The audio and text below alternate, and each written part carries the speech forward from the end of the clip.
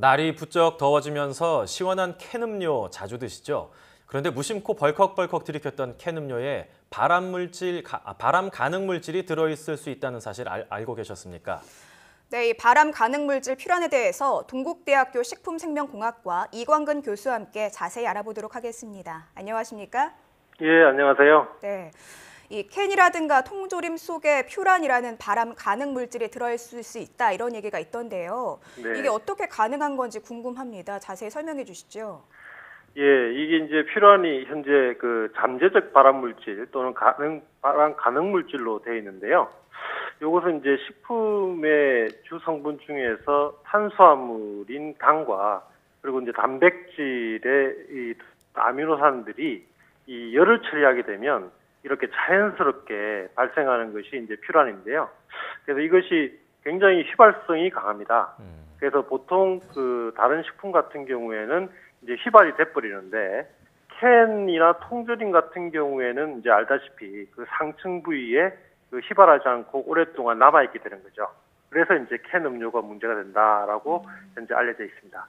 네, 이 발암 가능 물질이라는 퓨란이 대체 어떤 물질인지 좀 궁금하거든요. 어디에 예. 쓰이는 물질입니까? 이 물질은 뭐 아주 간단하게 생긴 물질이고요. 뭐 탄소가 4개, 그다음에 이제 산소가 하나, 수소가 4개 이렇게 되어 있는 물질입니다. 그래서 요거는 이제 끓는 점이 31도예요. 그래서 오늘 온도가 오늘은 좀 시원하긴 하지만 30도 육박하는데 이 정도 되면 그냥 휙 날아가 버린다는 거죠.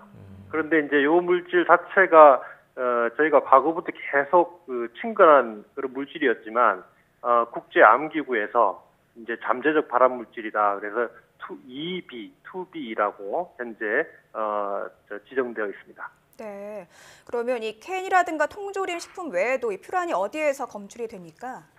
이제 그 통조림이나 캔은 이제 포장재의 종류에 따른 분류고요. 이제 식품에서는 아주 다양하게 존재를 하게 됩니다. 그래서 이제 퓨란이 만들어지는 그 생성 기작이 앞서 말씀드린 대로 이제 당과 아미노산들의 가열 반응뿐만 아니라 비타민 C가 변화되기도 하고 또는 이제 지질이 변화되기도 하거든요.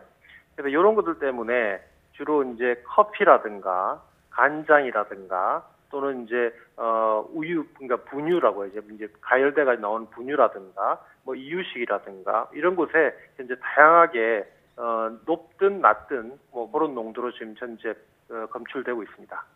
그렇다면 실제로 우리가 생활하고 있는 주변에서 상당히 많이 발견될 수 있다고 볼 수가 있는데 혹시 그렇죠. 집에서 조리를 할 때도 퓨란이 발생할 수가 있나요? 물론입니다. 그래서 조리는 특히 이제 제가 요즘 하고 있는 주요한 포커싱 되는 연구 중에 하나인데요. 저희가 이제 조리를 하게 되면 최근에 이슈가 되었던 이제 고등어를 이렇게 구울 때 미세먼지가 있는 거와 마찬가지로 이것들조차도 이제 같이 이 발암 가능 물질인 퓨란이 같이 이제 분출이 되거든요. 그래서 그거를 저는 이제 요리사, 그러니까 직접 이제 아주 밀폐된 공간에서 요리를 많이 하시는 요리사나 또는 이제 그 가정주부 중에서 굉장히 조리를 전담으로 하는 전업주부 같은 경우에는 이것들에 대한 연구가 좀 필요하지 않나라고 생각됩니다. 그렇다면 구체적으로 이 각 식품들에 어느 정도 들어있다고 볼 수 있는지도 궁금한데요. 네, 그래서 식품에서는 현재 뭐 ppb 수준인데요. 그래서 ppb는 10억분의 1g 정도입니다. 그래서 굉장히 낮은 농도로 현재 한 1000ppb까지 나오는 것도 있는 반면에 뭐 2ppb라든가 그래서 아예 다양하게 ppb 단위로 현재 검출되고 있습니다. 물론 발암 가능 물질이긴 합니다만 이 퓨란을 지속적으로 좀 많이 섭취했을 때에는 어떤 위험이 있는지도 궁금한데요. 어떻습니까? 글쎄요. 그거에 대해서는 지금 그 발암 가능 물질이라고 하는 거는 현재 실험 동물에 있어서 어떤 고용량의 퓨란을 투여했을 때에 암이 발생되는 것은 확인이 되었지만 인체에서 과연 이게 이제 적용이 되는가 하는 것은 이제 그 퀘션 마크라는 거죠. 그래서 그것 때문에 국제암기구에서도 이것이 얼마 전에 이제 커피가 이제 발암 물질이 아니라고 나왔지 않습니까? 그래서 그런 것처럼 이게 등급이 왔다 갔다 올라갔다 내려갔다 승강을 하게 됩니다. 그래서 현재 그 역학조사라든가 독성 테스트가 한참 진행 중이기 때문에 뭐라고 이제 말을 하기 힘들지만 어쨌든 가능 물질이기 때문에 지나친 어떤 이러한 식품에서의 섭취라든가 노출은 피하는 것이 좋죠. 확실하게 발암 물질이다 또는 확실하게 발암 물질이 아니다 하면은 상관이 없을 텐데 지금 발암 가능 물질이기 때문에 규제나 이런 것들이 좀 애매할 것 같거든요. 뭐 세계적으로 맞습니다. 또 예. 우리나라 규제 상태는 어떤가요? 뭐 현재 그 어떤 그 가능 물질에 대해서는 현재 규제는 이루어지고 있지 않습니다. 국제적으로도. 그래서 이제 그 규제라기보다는 어떤 공고 사항이라든가 이런 것들이 이제 다양하게 나라별로 또는 이제 미국 같으면 이제 주별로 이렇게 공고 사항이 나오고 있죠. 그래서 이제 같은 경우에도 굉장히 요 그 물질에 대해서 주의해서 지금 식약처에서 주치를 하면서 모니터링을 진행 중인데요. 그래서 규제가 되고 안 되고는 향후 이제 독성 물질의 독성 그 결과에 대해서 나오는 거에 따라서 결과가 이루어질 것 같습니다. 네. 뭐 미리미리 조심해서 나쁠 건 없으니까요. 일상생활에서 우리가 이 퓨란으로부터 좀 안전하게 여러 음식들을 섭취하는 방법을 알고 있으면 좋을 것 같은데 어떻게 하면 좋을까요?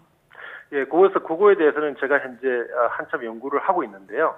그래서 이제 대표적으로 이제 커피를 예를 들면 이제 커피를 우리가 이제 캔 커피를 예를 들었을 때 그것을 이제 오픈한 다음에 이제 딴 다음에 과연 뭐 30초 뒤에 먹을 것인지 또는 5분 뒤에 먹을 것인지에 대해서 한번 쭉 저희가 조사를 해봤더니 약 한 2분 정도 지났을 때에는 퓨랄 함량이 유의적으로 좀 감소하는 걸 봤거든요.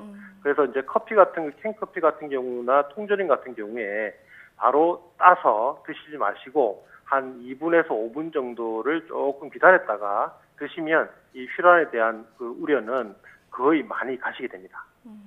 요즘 독성 물질에 대한 관심이 굉장히 높아지고 있지 않습니까? 결국은 이제 많은 연구가 필요한 상황인 것 같은데 지금 우리나라에서 퓨란 연구는 어느 정도 진행되고 있나요?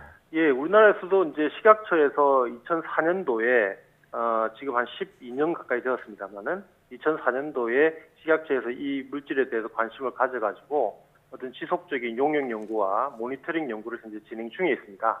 그래서 저도 이제 거기에 참여해서 현재 열심히 그 연구를 하고 있는데요. 그래서 그런 연구들이 이제 그 밑바탕이 되어서 이제 향후 앞으로는 커피뿐만 아니라 이제 다른 어떤 식품에도 몇 분 뒤에 먹어야 될지 또는 어떻게 노출을 피해야 될지에 대한 모델 시스템에 대해서 현재 연구를 진행하고 있습니다. 네, 계속해서 이제 연구가 진행돼서 막연한 불안감을 확실하게 좀 씻어줬으면 좋겠습니다. 지금까지 네, 감사합니다. 동국대학교 식품생명공학과 이광근 교수였습니다. 교수님 오늘 네. 말씀 감사합니다. 네,